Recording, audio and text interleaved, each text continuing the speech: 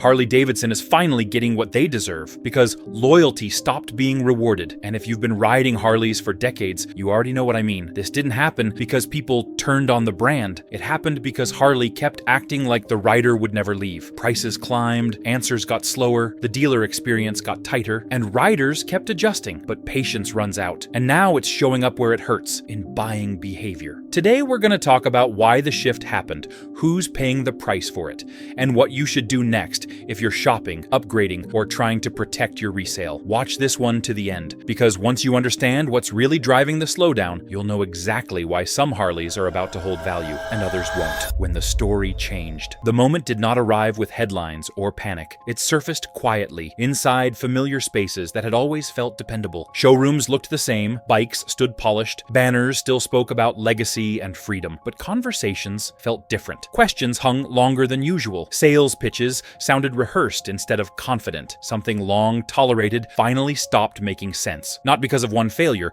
but because patience ran out. Riders had accepted delays, rising costs, and optimistic promises for years, trusting the name to justify the gap. That trust began thinning. The message coming from the brand stayed firm and upbeat. The message coming from the floor did not. What riders heard on screens no longer matched what they saw in person. Availability felt tighter. Value felt uncertain. Pride remained, but certainty slipped. Nobody announced a breaking point. It simply appeared, uninvited, and refused to leave. The shift did not feel dramatic or angry. It felt measured, calm, and unsettling. The kind of realization that settles in during quiet moments and stays there. This was not a rejection. It was recognition. Recognition that the relationship had changed. Recognition that tolerance was being mistaken for approval. Recognition that something foundational had moved. Nobody needed to explain it. The evidence sat in plain view, waiting to be noticed. If this were a temporary stumble, the next signals wouldn't exist. Loyalty was assumed, not earned. For decades, loyalty had been treated as a living thing, something that required care, attention, and respect. It was built slowly through consistency, reliability, and shared understanding. Over time, that balance shifted. Loyalty became expected rather than maintained. Decisions were made with the assumption that riders would adapt, absorb, and defend them. The obligation subtly changed sides. The contrast was not about nostalgia. It was about standards. In the past, loyalty meant mutual accountability. Now it felt transactional. Riders were expected to wait longer, pay more, and ask fewer questions. The brand leaned on history while offering less explanation. The unspoken agreement weakened. Loyalty turned into leverage, used to smooth over choices that would not stand on their own. This change did not happen overnight. It accumulated through small dismissals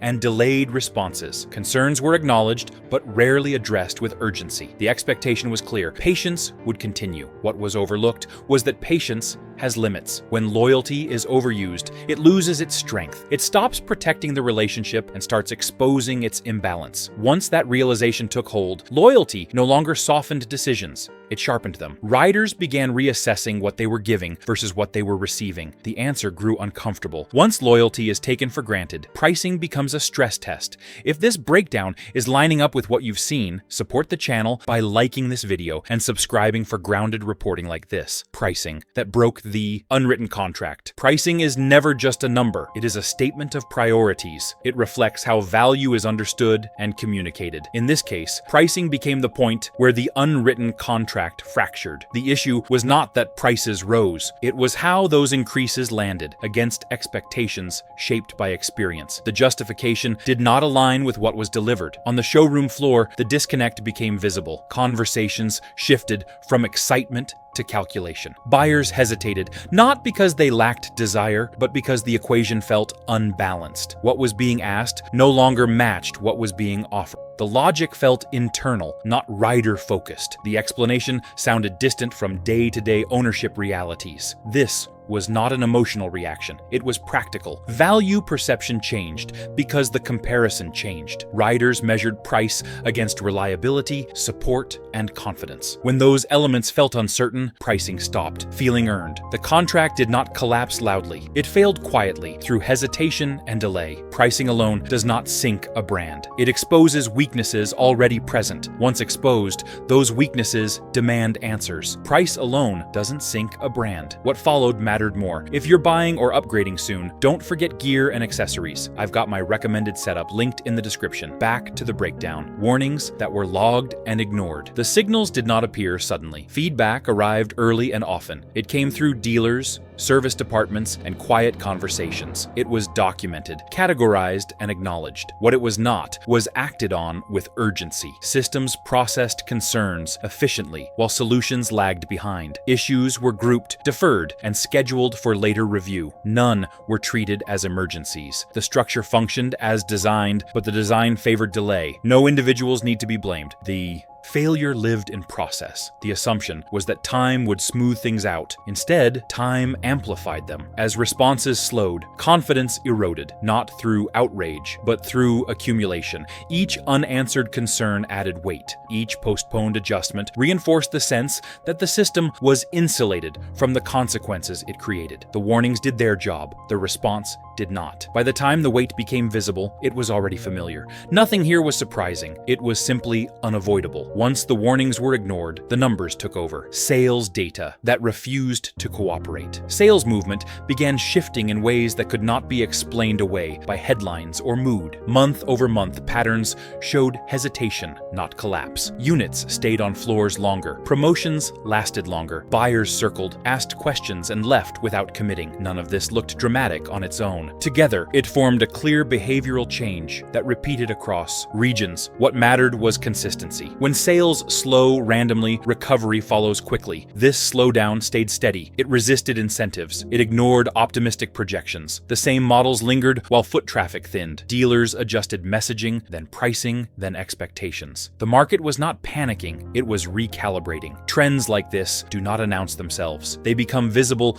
only after time removes excuses. Weather could not explain it. Election cycles could not explain it. Even economic pressure only accounted for part of the shift. The rest came from buyer confidence, eroding in small increments. Each delay reinforced the next. By the time quarterly summaries arrived, the shape was undeniable. Not a crash, a stall with direction. Movement slowed where it was once dependable. That slowdown carried consequences beyond manufacturing forecasts and marketing plans. It showed restraint from buyers who once acted quickly. Waiting became normal. Confidence no longer moved automatically. The pattern repeated without prompting or explanation, signaling a deeper shift in buying behavior overall. Those numbers didn't just affect factories. They trapped the middle. Dealers carrying weight they didn't choose. Inventory pressure works quietly and relentlessly. Bikes arrive whether demand cooperates or not. Floor plans accrue interest daily. Space fills. Cash thins. None of this involves emotion. It is arithmetic. When inventory sits, costs compound. Dealers manage what they can, but options narrow fast. Decision-making shrinks under that weight. Orders placed months earlier cannot be reversed. Allocation rules limit flexibility. Adjustments require approval that arrives late, if at all. Each step adds delay. Each delay adds cost. The process favors volume over discretion. As pressure builds, survival replaces strategy. Dealers discount carefully, then broadly. They extend hours, reduce margins, and defer improvements. These are not choices made lightly. They are responses to a system that leaves little room to maneuver. The outcome becomes predictable. Inventory ages, interest accumulates, carrying costs outpace revenue. Even well-run operations feel the squeeze, not because of mismanagement, but because momentum has turned against them. This narrowing reality left little space for correction. Dealers absorbed risk, created upstream and downstream at the same time. They could not accelerate demand or slow supply. The system moved forward regardless of conditions, forcing adaptation without relief. Over time, this pressure shifted attention away from growth toward endurance, and endurance has limits. When conditions remain unchanged for too long across multiple cycles and seasons without meaningful adjustment or support provided externally. Pressure exposes weak links. Reliability was next. Reliability questions that stopped being isolated. Reliability rarely fails all at once. It erodes through uncertainty. Individual issues appear manageable. Isolated reports sound anecdotal. But patterns form when similar questions surface repeatedly. Buyers listen carefully to those signals, especially when answers arrive slowly. The issue here was not a single platform or year. It was confidence. When confidence weakens, behavior changes. Prospective owners hesitate. Current owners delay upgrades. Service conversations grow longer. None of this requires a widespread defect. It only requires doubt. Dealers felt this shift immediately. Questions moved from features to longevity. Maintenance expectations replaced excitement. Buyers asked how long components would last, not how they performed. That change alone altered the sales process. Conversations slowed, decisions stretched. Uncertainty carries cost. It changes trade values. It affects financing comfort. It encourages comparison shopping. Once uncertainty spreads, it stops being contained. It becomes a factor in every purchase decision, even when outcomes remain acceptable. This shift did not require headlines to be effective. Word of mouth handled it. Stories traveled through service bays and parking lots. Experience carried more weight than assurance. Over time, even satisfied owners became cautious when planning their next move. That caution shaped demand quietly, without confrontation or complaint, reinforcing uncertainty as a constant presence in every evaluation of future ownership decisions across markets and regions over extended periods of observation and discussion. At that point, leadership silence became its own answer. Silence as a strategic choice. Silence is often mistaken for neutrality. In this case, it functioned as strategy. Public statements remained measured and optimistic. Internally, processes continued without visible adjustment. Externally, questions accumulated. The contrast widened. Calm language met growing confusion. Dealers sought guidance. Buyers sought reassurance. What they received was consistency in tone, not clarity in direction. That consistency suggested confidence, but it also suggested distance. The absence of acknowledgement became noticeable. Silence carries interpretation. When explanations are withheld, assumptions fill the gap. Those assumptions are rarely generous. They drift toward caution. They harden into conclusions. None of this requires confrontation. It unfolds naturally. This approach did not slow reaction. It shaped it. Buyers waited. Dealers adapted quietly. Competitors adjusted messaging. The system responded in absence of instruction. The pause created space for interpretation at every level. Without guidance, each participant acted independently. That independence produced fragmentation rather than alignment. Over time, fragmentation becomes visible through inconsistent responses and uneven confidence. The longer silence holds, the more momentum shifts away from centralized direction toward individual judgment. Once that shift occurs, coordination weakens. Decisions become conservative, delayed, or deferred entirely. That environment favors caution over commitment and reinforces hesitation across transactions without requiring any formal declaration or announcement from leadership positions within the organization or its partners throughout the market ecosystem over extended periods of uncertainty and review. That silence didn't stop the reaction. It accelerated it. Buying behavior quietly changed. The change did not arrive with boycotts or statements. It arrived through pauses. Buyers started waiting. Decisions that once took days stretched into weeks. Some visits ended without paperwork. Others ended with promises to return later. Nothing dramatic happened. Momentum simply slowed. This shift showed up in small habits. Riders researched longer. They compared more carefully. They asked about resale instead of upgrades. Conversations focused on timing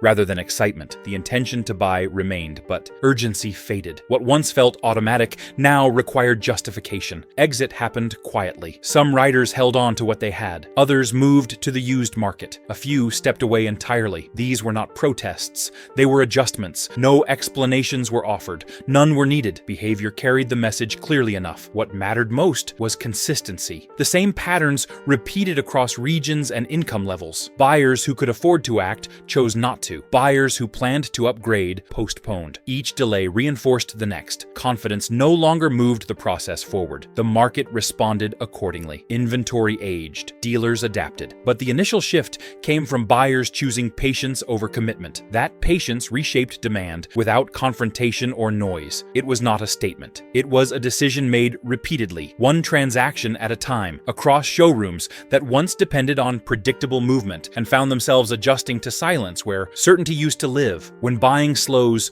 the weakest structures fail first. Dealerships. Closing isn't just retail loss. When a dealership closes, the loss is not limited to sales. It removes a meeting place, a service anchor, and a local knowledge base. Years of familiarity disappear with the signage. The effect reaches beyond balance sheets. Continuity matters in this space. Relationships built over decades vanish quickly. Riders lose technicians who knew their machines. New owners lose guidance that cannot be replaced by manuals. Communities lose a shared reference point. None of this shows up immediately in reports. Closures also break rhythm. Routines change. Service requires longer travel. Conversations end. Events stop happening. These changes alter how riding fits into daily life. What was once convenient becomes effort. Effort discourages participation. The impact is uneven but real. Some areas absorb the loss more easily than others. In places where options were already limited, closures reshape entire regions. Riding becomes less accessible. Ownership becomes less practical. None of this needs exaggeration. The consequences speak for themselves. This erosion did not come from a single decision. It came from accumulated pressure meeting fragile structure. Once the support disappears, recovery becomes difficult. Replacement rarely restores what was lost. The damage settles slowly, reshaping habits and expectations long after doors close and lights turn off. Vacuum invites replacement. Others noticed. If you want to stay ahead of how this story continues to unfold, subscribe to the channel now. These shifts aren't slowing down, and upcoming reports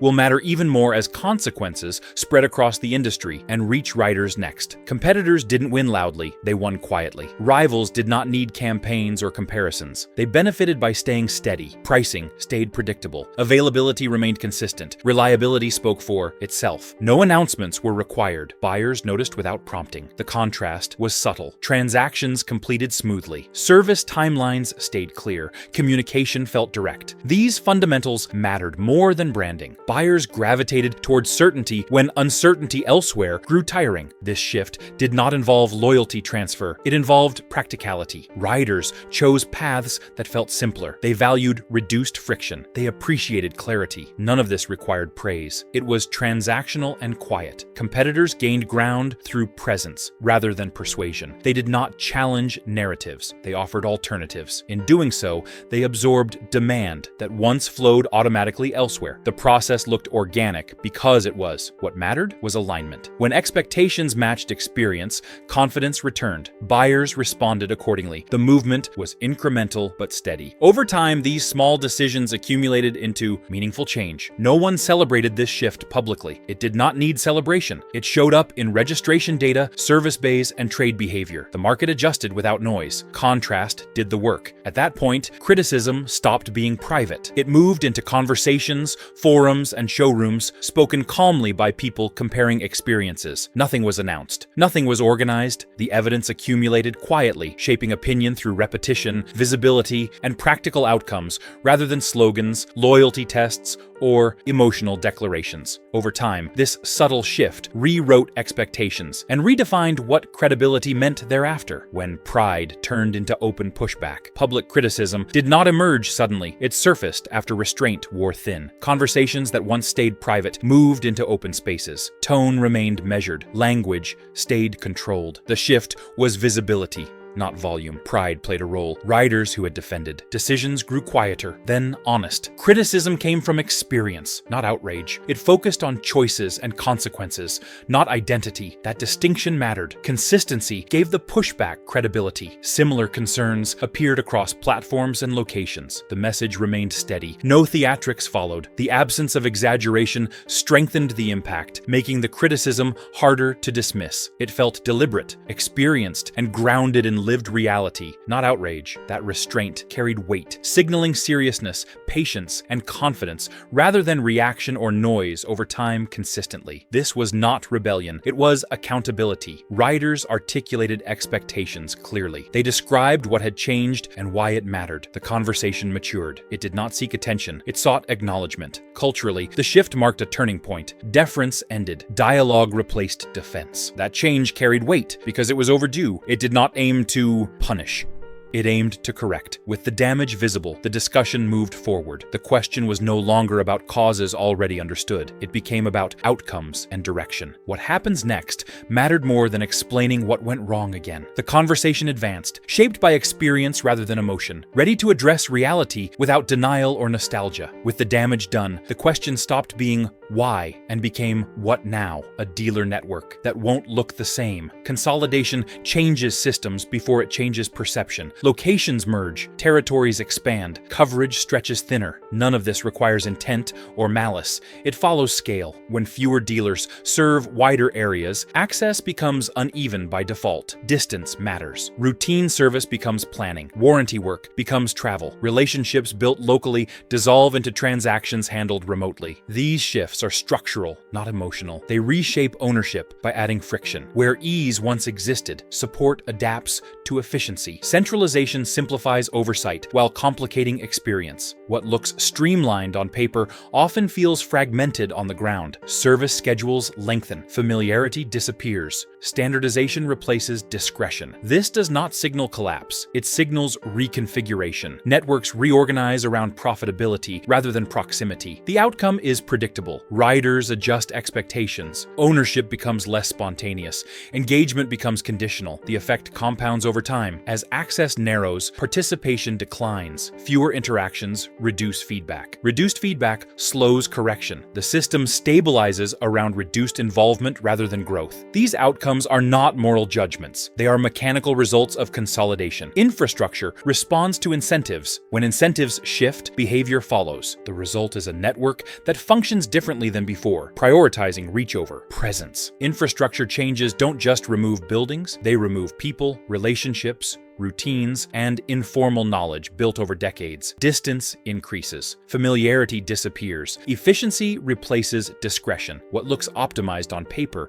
feels thinner on the ground, reshaping participation, access, and continuity in ways that are structural, lasting, and difficult to reverse once momentum settles in affected communities. What leaves when? Experience leaves. Experience departs quietly. It does not announce itself. It exits through retirements, closures, and career changes. Skilled labor thins. Institutional memory fades. Knowledge accumulated through repetition disappears. This loss is measurable but rarely counted. Training replaces familiarity. Procedures replace intuition. New technicians learn systems without context. Mistakes increase temporarily, then normalize. What is lost cannot be documented fully. Experience shapes outcomes long after tasks are completed. It informs diagnosis, prioritization, and judgment. When it leaves, processes compensate, but compensation is not equivalence. Efficiency replaces adaptability. The impact unfolds slowly. Service quality evens out, but loses depth. Complex issues take longer. Subtle problems persist. Feedback loops weaken. This is not failure, it is transition. Markets absorb this shift unevenly. Regions with dense support adapt faster. Sparse areas feel the loss immediately. Travel increases. Wait times extend. The barrier to ownership rises. Over time, participation reflects these changes. Fewer skilled hands mean fewer confident owners. Maintenance becomes costlier. Commitment declines. The effect reaches beyond any single brand. It touches the culture of ownership itself. The silence around this loss is not neglect.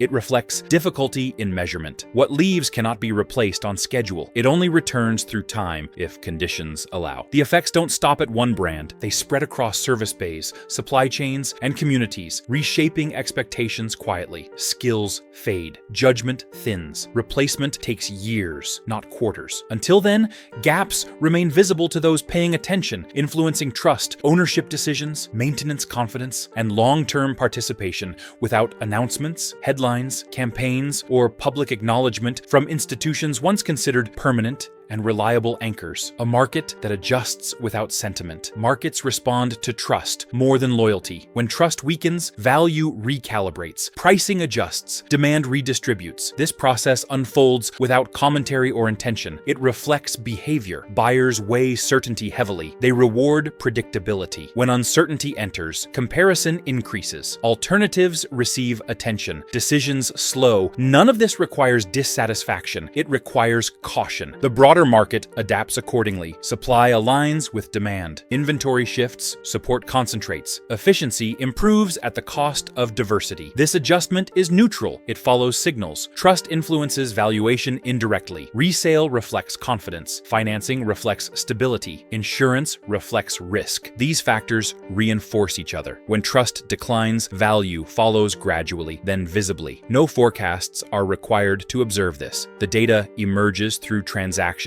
completed and abandoned. Patterns replace predictions. The market stabilizes around new expectations. This process does not punish, it corrects. Excess contracts. Opportunity reallocates. Participants adjust roles. None of this involves intent. It involves response. Sentiment does not drive this change. Behavior does. The market reflects decisions made repeatedly across time. Each choice adds weight. Together, they form equilibrium. That equilibrium is not emotional. It is mechanical, shaped by patience, hesitation, and follow-through. Buyers act. Sellers react. Systems adjust. No speeches are required. No promises are needed. Outcomes appear slowly, then all at once, which leaves one final truth, visible only after movement replaces opinion, and repetition replaces explanation. Without noise, blame, panic, shortcuts, predictions, heroes, villains, excuses, narratives, spin, distractions, or denial remaining. Accountability isn't punishment, it's reality. The outcome does not need framing. It stands on its own. Accountability emerges when consequences align with decisions. It does not seek revenge, it enforces balance. What began as tolerance evolved into recalibration. The shift did not require outrage, it required clarity. When clarity arrives, adjustment follows. This reckoning does not erase history, it contextualizes it. Past success explains present expectations. It does not excuse present outcomes. Both coexist. Returning to the opening moment, the change was never sudden. It was recognized when familiar things felt unfamiliar. That recognition guided behavior long before commentary caught up. Accountability lives in response, not rhetoric. It appears through buying choices, service patterns, and engagement levels. It shapes future decisions without announcement. There is no villain here. There is no victory either. There is only alignment returning through consequence. That is how systems correct themselves. This is not an ending. It is a state, one that persists until incentives change again. For now, the reality remains clear, stable, and unembellished. Accountability is not punishment. It is the outcome of decisions meeting reality over time, without noise or spectacle. Brands adjust, markets respond, riders adapt. What remains is alignment, earned slowly, enforced quietly, and remembered long after the messaging fades and the excuses stop working. That balance defines the moment, exposes priorities, and determines who survives when conditions harden and patience finally runs out entirely again. Harley's not dying overnight, but the market is done pretending everything's fine. When trust slips, buying slows, and the brand either adjusts or keeps paying for it. Now I want to hear from you. Have you noticed dealers discounting more or riders holding on to older bikes longer? Drop your experience in the comments. If this breakdown helped, hit like and subscribe for more real rider reporting every day.